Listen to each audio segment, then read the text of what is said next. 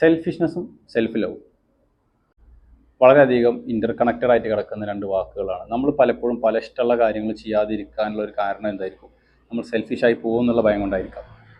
ഞാനതിൻ്റെ ഒന്ന് പറയാൻ ശ്രമിക്കുന്നത്, നമ്മളിപ്പോൾ നമ്മളുടെ പേഴ്സണൽ ഗെയിനിന് വേണ്ടിയിട്ട് മറ്റൊരാളെ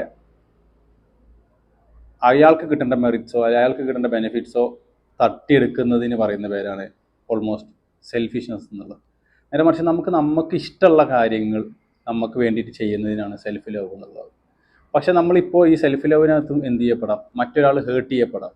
അതായത് ഇപ്പോൾ ഒരു എക്സാമ്പിൾ പറയുന്നത്, നമ്മളൊരു ഒരു ഒരു വണ്ടി എടുത്തു, ഒരു കാർ എടുക്കുകയാണെന്നുണ്ടെങ്കിൽ ആ സമയത്ത് എന്തുണ്ടാവാം?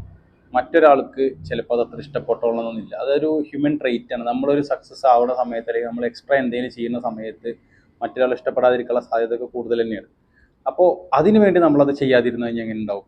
അതുപോലെ തന്നെ. പക്ഷെ നമ്മൾ ഇതിൻ്റെ മൈനറായിട്ട് നമ്മൾ തിങ്കിങ്ങിലടക്കം എന്ത് വരലുണ്ട്? നമ്മളിതിങ്ങനെ ചെയ്ത് കഴിഞ്ഞ് കഴിഞ്ഞാൽ ഇത് ഇങ്ങനെ ഒരാൾക്ക് ചിലപ്പോൾ എഫക്റ്റ് ചെയ്യപ്പെടാം എന്നുള്ളതുകൊണ്ട് നമ്മൾ ഇഷ്ടമുള്ള കാര്യങ്ങൾ നമ്മൾ ചെയ്യാതിരിക്കരുത്.